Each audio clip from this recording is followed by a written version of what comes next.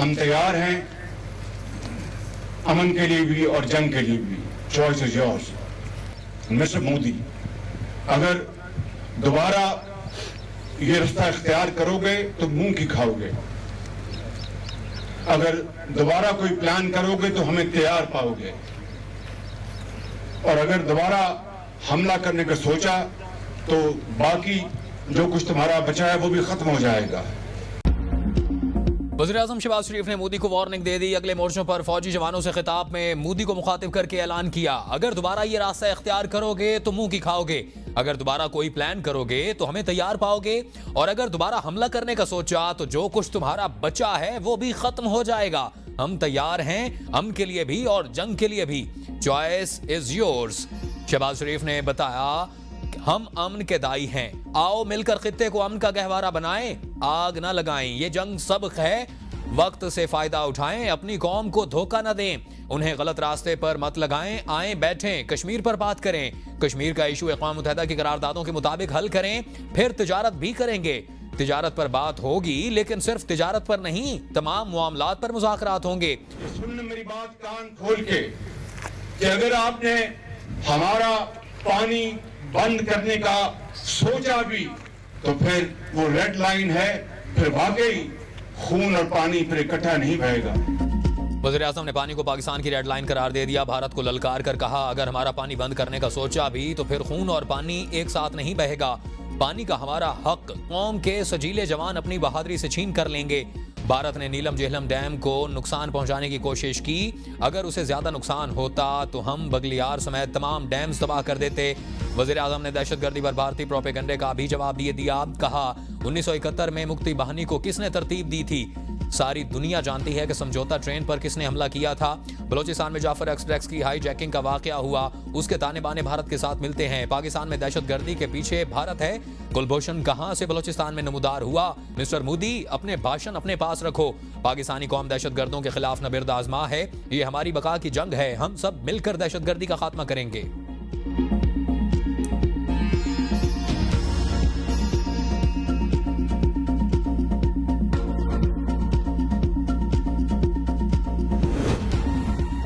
वज़ीर-ए-आज़म के भारत के खिलाफ अजीम फतह और कामयाबी पर मुसल्लह अफवाज को मुबारकबाद। अगले मोर्चों पर जवानों से खिताब में कहा कि यह कामयाबी तारीख में सुनहरे अल्फाज से याद रखी जाएगी। पाक फौज ने अपनी जवान मर्दी से बड़े दुश्मन का गुरूर खाक में मिला दिया, दुश्मन को 1 इंच भी आगे बढ़ने का मौका नहीं दिया। फजाओं में शाहीनों ने झपट कर दुश्मन के जहाजों को तबाह किया। राफेल को हमारे शाहीनों ने फेल कर दिया। दुश्मन समझता था कि रिवायती जंग में पाकिस्तान पीछे रह गया, आपने साबित कर दिया कि आप रिवायती जंग में भी बेहतरीन मुकाबला कर सकते हैं। भारत खुद को खित्ते का थानेदार समझता था, उसका ये झूठा तसव्वुर पाश पाश हो चुका। दुश्मन के होश ठिकाने आ गए और दोस्तों के हौसले आसमानों से बात कर रहे हैं। इस जंग में आपने भारत से 1971 की जंग का बदला ले लिया और पूरी दुनिया को बताया कि पाकिस्तान की फौज एक जर्री फौज है। पूरी कौम आपके पीछे एक चट्टान की तरह खड़ी है। इस पूरी जंग की प्लानिंग जनरल शहीद आसिम मुनीर ने की। इंतहाई दलेरी से, दानिशमंदी से मैं उसका जाती तौर पर गवाह हूं। बतौर एक पाकिस्तानी के मुझे इनके ऊपर फख्र है। ये कौम के फख्र है, कौम के फख्र, कौम के बेटे हैं ये बिल्कुल। वज़ीर-ए-आज़म शहबाज शरीफ का मुसल्लह अफवाज की क़यादत को खिराज तहसीन। खिताब में कहा कि इस पूरी जंग की प्लानिंग जनरल सैयद आसिम मुनीर ने की। दिलेरी और जहानत से इस प्लानिंग का जाती तौर पर गवाह हूँ। एयर चीफ ज़हीर बाबर मुझे बताया करते थे कि पाक फ़ज़ाइया के पास क्या क्या सलाहियतें हैं। इसका अमली मुज़ाहिरा पाक फ़ज़ाइया ने इस जंग में किया। सिपाह सालार, एयर चीफ और नेवल चीफ कौम की आंखों का तारा बन चुके हैं।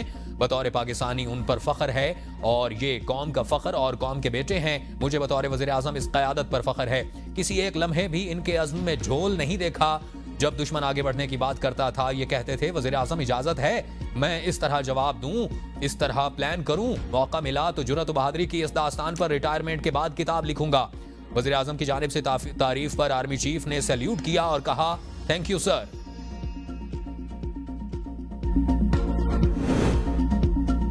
सदर मुमलिकत आसिफ अली जरदारी का CMH रावलपिंडी का दौरा, जख्मियों की अयादत की। कहते हैं कि हम अपने बहादुर जवानों की कुर्बानियों पर फख्र करते हैं। पूरी कौम अपने सिपाहियों और शहरियों की कुर्बानियों को सलाम पेश करती है।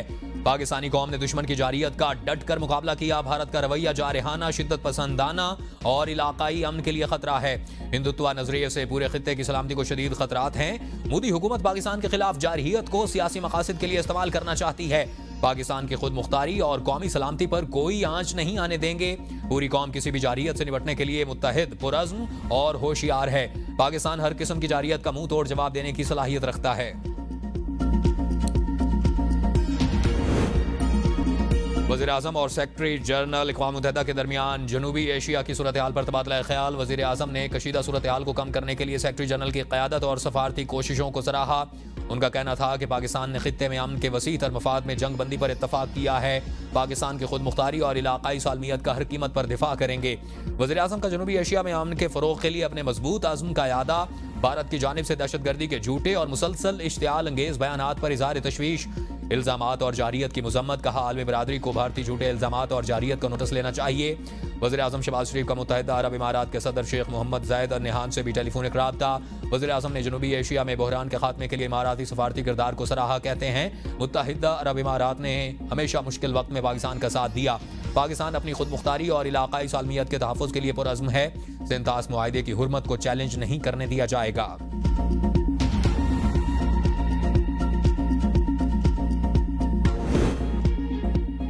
सिंतास मुआहिदे में इसे मुअत्तल करने की कोई गुंजाइश मौजूद नहीं। तर्जुमान दफ्तर खारजा कहते हैं कि मुआहिदा मुकम्मल तौर पर नाफिज़ुल अमल और फरीक़ैन पर लाजिम है कि मुआहिदे पर अमल दरामद करें। पाकिस्तान ने वाज़ह कर दिया कि मुआहिदे की खिलाफ वर्जी नाकाबिल कबूल होगी। सिंतास मुआहिदा एक बैनुल अक़वामी जिम्मेदारी है जिसकी पासदारी ज़रूरी है।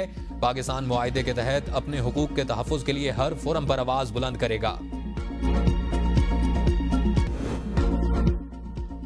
अच्छे और बुरे वक्त में हमेशा पाकिस्तान के साथ खड़े रहेंगे। एक्स पर जारी बयान में तुर्क सदर ने वज़ीर आज़म शहबाज शरीफ को कीमती भाई कहकर मुखातिब किया। कहा तुर्की और पाकिस्तान के दरमियान अखुवत और भाईचारा सच्ची दोस्ती की बेहतरीन मिसालों में से एक है।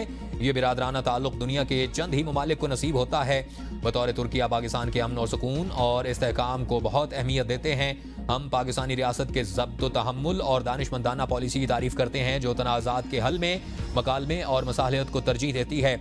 जवाब में वज़ीर आज़म शहबाज शरीफ ने कहा कि तुर्किया के साथ अपने देरीना और मजबूत बिरादराना ताल्लुकात पर फ़ख्र है। तुर्क सदर रजब तैयब एर्दोगान की जानिब से पाकिस्तान की हिमायत और गैर मुतज़लज़ल यकजहती के इज़हार पर दिल की गहराइयों से मशकूर हूँ। दोनों ममालिक के ताल्लुकात हर नए चैलेंज के साथ मजीद मजबूत होते जा रहे हैं। जनूबी एशिया में अमन के फ़रोग़ के लिए तैयब एर्दोगान की कोशिश काबिल तहसीन है। दोनों ममालिक और उनके अवाम के लिए एक रोशन और खुशहाल मुस्तकबिल की तामीर की कोशिश करते हैं।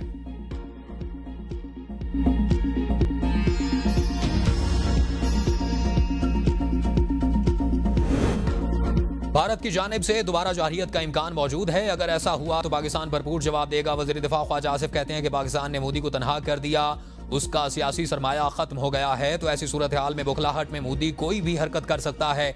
ऐसा हुआ तो पाकिस्तान भी भरपूर जवाब देगा और उसके आलमी असरात भी होंगे। भारत के दोस्तों की जानिब से भी मोदी की हिमायत नहीं मिलेगी। सीज फायर के लिए हमारे ऊपर कोई दबाव नहीं था। अमेरिका समेत तमाम दोस्त ममालिक हमारे साथ ऑन बोर्ड थे। दोस्त ममालिक सीज फायर के हक में थे, इसलिए हमने सीज फायर किया। भारत के खिलाफ हमारी जीत कसीरुल जहती है। साइबर वॉर में भारत का सारा सिस्टम मफलूज हो गया था। कल तक जो भारत को सीरियस नहीं ले रहे थे वो आज एहतराम की निगाह से देख रहे हैं। ख्वाजा आसिफ का कहना था कि आधे या पूरे भारत कश्मीर पर बात करने पर आमादा हुआ तो हुआ है, वरना भारत मसला कश्मीर पर बात करने को तैयार ही नहीं था। ये पाकिस्तान की कामयाबी है।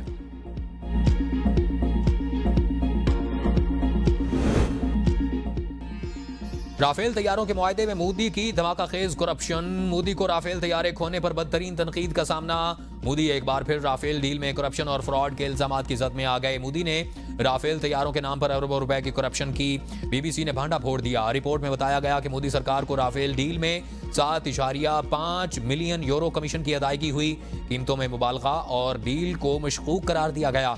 ये अदायगी भारतीय बिजनेसमैन सोशन गुप्ता को राफेल डील के तहत 75 लाख यूरो की खुफिया कमीशन के तहत हुई और इससे कबल कांग्रेस रहनुमा राहुल गांधी समेत दीगर ने कहा था राफेल डील में अरबों डॉलर का फ्रॉड किया गया है। मादर वतन का दिफा करते पाक अफवाज के मजीद 2 बहादुर सिपाही शहादत के अजीम रुतबे पर फायज। शुहदा में पाक फौज के हवालदार मोहम्मद नवीद और पाक फिजाइया के सीनियर टेक्नीशियन मोहम्मद अयाज शामिल। दोनों जवान अस्पताल में जेर इलाज थे। जख्मों की ताब ना लाते हुए चल बसे। भारत के साथ जंग में मुसल्लह अफवाज के शोहदा की तादाद 13 हो गई। अफवाज पाकिस्तान और पूरी कौम उन बहादुर सपूतों को खिराज अकीदत पेश करती है। भारत की एक बार फिर LOC पर दरअंदाजी की कोशिश। भारत के ड्रोन्स की वादी नीलम के तमाम सेक्टर पर परवाजें। पाक फौज की जानिब से ड्रोन्स पर फायरिंग। अवाम में खौफ व हिरास फैल गया।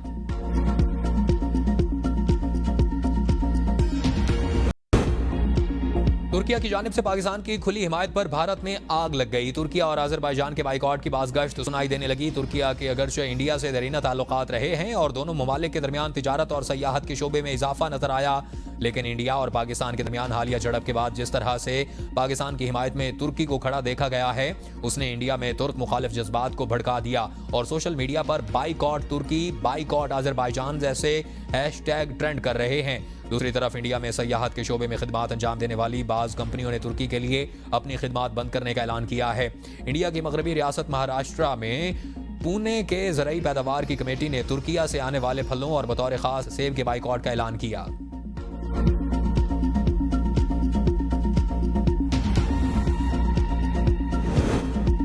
हमने सिर्फ जंग नहीं जीती, आइंदा आने वाली नस्लों का मुस्तकबिल महफूज किया। अफसोस कि हमारे नौजवानों को नफरत सिखाई गई। नफरत और तकसीम सिखाने वाले नाकाम हो चुके। वज़ीर आला पंजाब मरियम नवाज का फैसलाबाद में तकरीब से खिताब। कहा, मखसूस टोले ने शोहदा की बेहुरमती की। जिस जहाज को उन्होंने जलाया, आज उन्होंने अपने से बड़े मुल्क के राफेल तैयारों को गिराकर उन्हें शिकस्त फाश से दोचार किया।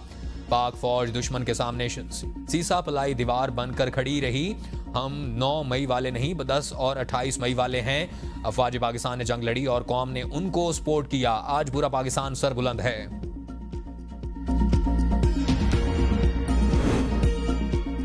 बानी PTI पाकिस्तान के लिए मुआफ करने और मुज़ाकरात के लिए तैयार हैं। जो लोग हटदर्मी करके अना का मसला बना रहे हैं वो पाकिस्तान को नुकसान पहुंचा रहे हैं। वज़ीर आला खैबर पख्तूनख्वा अली अमीन गंडापुर की मीडिया से गुफ्तगू। कहा, बजट आना वाला है और इसके लिए पार्टी के सरबराह से मुलाकात जरूरी है। बजट में उनके विजन के लिए उनसे मुलाकात होनी चाहिए। हमें मिलने नहीं दिया जा रहा। मुल्क में सियासी इस्तेहकाम ना होने से सरमायाकारी नहीं आ रही।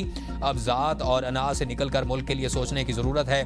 बैरिस्टर सैफ का बानी PTI की फौरी रिहाई का मुतालबा। कहा, भारत के खिलाफ तारीखी फतह के मौका पर पाकिस्तानी कौम मुत्तहिद हो चुकी। इत्तेहाद को बरकरार रखने के लिए बानी PTI पर दर्ज सियासी मुकदमात का फौरी खात्मा नागुज़ीर है।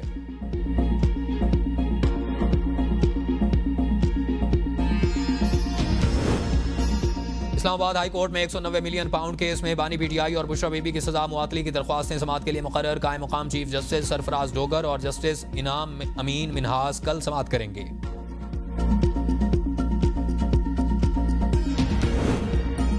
बानी PTI को डेथ सेल में रखा गया है। समझता हूं कि बानी से सियासी इंतकाम लिया जा रहा है। सेनेटर अली जफर की ABN के प्रोग्राम सवाल से आगे में गुफ्तगू। कहा, मेरे ख्याल में APC के लिए बानी को पेरोल पर रिहाई दी जाए। पेरोल पर अमल दरामद करना हुकूमत का काम है। बानी PTI को एक ही कमरे में बार बार बंद कर दिया जाता है। 600 से ज्यादा दिन हो गए। बानी झूठे केसेस में पाबंद सलासल हैं। अदालत में कई बार दरख्वास्त की गई बानी को बच्चों से मुलाकात करवाई जाए। अदालती अहकामात पर अमल न करना हमारे लिए लम्हा फिक्रिया है। बानी PTI के बच्चों का हक है कि वालिद की रिहाई के लिए हर फोरम इस्तेमाल कर सकते हैं। भारतीय कोशिशें नाकाम। पाकिस्तान को IMF से मौजूदा कर्जा प्रोग्राम की दूसरी किस्त मौसूल। आलमी मालियाती इदारे ने 1 अरब 2 crore 30 lakh dollar state bank of Pakistan को मुंतकिल कर दिए। पाकिस्तान और IMF के वर्चुअल मुज़ाकरात। वजारत खजाना और FBR के हुकाम की शिरकत। IMF की मुशावरत से नए बजट अहदाफ को हतमी शक्ल दी जाएगी। नए माली साल वफाकी बजट का मजमूई हजम 18,000 अरब रुपए रखने की तजवीज़। टैक्स हदफ 14,000 अरब रुपए से तजावुज़ करने का इम्कान है। पाकिस्तान अब इतना खतरनाक नहीं रहा। इसकी मईशत छोटा मुआवजा बनकर उभरी है और अमरीकी मैगजीन बैनर्स का एतराफ़। रिपोर्ट में कहा कि पाकिस्तान की मईशत 2025 में एक नया रुख इख्तियार कर रही है। सियासी और सिक्योरिटी चैलेंजेस अब भी मौजूद हैं। महंगाई की शरह जो सालाना 40% के करीब थी अब 0 तक आ गई है। 2031 में मैच्योर होने वाले यूरो बॉन्ड्स की कीमत 40 सेंट फी डॉलर बढ़कर साबिक वज़ीर-ए-आज़म नवाज शरीफ के साहिबजादे ने बरतानिया से कारोबार समेट लिया। तमाम कंपनियां तहलील। हसन नवाज 7 कंपनियों के डायरेक्टर थे। हसन नवाज बरतानिया में टैक्स डिफॉल्टर करार। 5.2 मिलियन पाउंड जुर्माना आयद। हसन नवाज को अप्रैल 2024 में बैंक करप्ट करार दिया गया था। हसन नवाज की बड़ी कंपनी फ्लैगशिप इन्वेस्टमेंट्स लिमिटेड तहलील। 20 मई से इतलाक होगा। हसन नवाज की 4 कंपनीज 3 दिसंबर 2024 को तहलील हुई। हसन नवाज की एक कंपनी दिसंबर 2016 में तहलील हुई। अब किस मुल्क में कारोबार करेंगे वाज़ेह ना हो सका। भारत की खातून तर्जुमान कर्नल सोफिया कुरैशी के खिलाफ तस्दीक आमेज मुहिम जारी। मनफी रिमार्क्स पर बीजेपी वजीर के खिलाफ मुकदमे का हुक्म। मध्य प्रदेश हाई कोर्ट की पुलिस के डायरेक्टर को फिलफौर कार्रवाई की हिदायत। तामील न करने की सूरत में तौहीन अदालत एक्ट के तहत कार्रवाई का इंतबाह।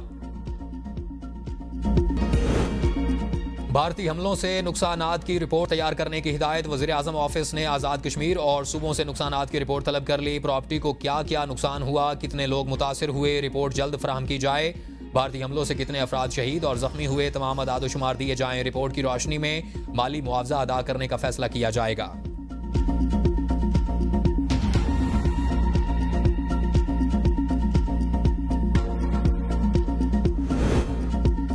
वज़ीर आज़म आज़ाद कश्मीर चौधरी अनवारुल हक का LOC नकियाल सेक्टर का दौरा। शुहदा की कब्रों पर फातिहा, वालिदैन से ताज़ियत। वज़ीर आज़म का सिमटी मजहान में मिसबाह शहीद के नाम पर स्कूल बनाने का ऐलान। कहते हैं अफवाज पाकिस्तान ने कौम का सर फ़ख्र से बुलंद किया। भारतीय शेलिंग के शुहदा और ज़ख्मियों के लिए माली मुआवनत में इजाफा होगा। LOC मुतासरीन के मकानात, मवेशी और तालीमी इदारे बहाल किए जाएंगे। 1 अरब रुपए का इमरजेंसी फंड कायम। डेप्यूटी कमिश्नर्स को वसाइल मुंतकिल कर दिए गए। तहरीक इंसाफ एहतजाजी तहरीक चलाने के लिए तैयार। PTI खैबर पख्तूनख्वा के सदर जुनैद अकबर ने एहतजाजी तहरीक के लिए मुशावरती इजलास तलब कर लिया। जुनैद अकबर ने 4 सूबों आज़ाद कश्मीर और गिलगित बल्तिस्तान की क़यादत को मदऊ कर लिया। कहते हैं कि हुकूमत की जानिब से हमें स्पेस नहीं दी जा रही। इजलास में एहतजाजी तहरीक के लिए हिकमत अमली पर गौर किया जाएगा। हमारे पास एहतजाज के अलावा कोई ऑप्शन नहीं बचा। बानी PTI रिहाई की कोशिशें। जुनैद अकबर पार्टी रहनुमाओं पर बरहम। कारकुनों की रविश पर भी शदीद नाला। ऑडियो लीक हो गई। पश्तो ज़बान में वायरल मुबैना ऑडियो में अपने ज़िला के लोगों को खरी खरी सुना दी। जुनैद अकबर ऑडियो में कहते हैं कि मेरे अपने ज़िला के लोग ही नहीं निकल आते तो इतनी हतक ना होती।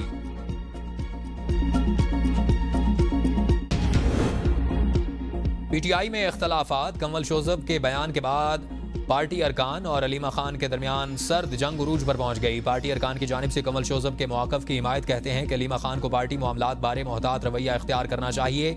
अलीमा खान को अपने भाई की मुंतखब क़यादत पर अदम एतमाद करना ज़ेब नहीं देता। अलीमा खान की मुदाखलत की वजह से पार्टी में तकसीम और ग्रुपिंग का तासुर जाता है। मौजूदा हालात में पार्टी पॉलिसी की कामयाबी के लिए पार्टी डिसिप्लिन पर अमल दरामद ज़रूरी है। अगर अलीमा खान को पार्टी चलाने का शौक़ है तो बानी चेयरमैन से इजाज़त लेकर सियासत में आ जाएं और पार्टी की भाग दौड़ संभाल लें।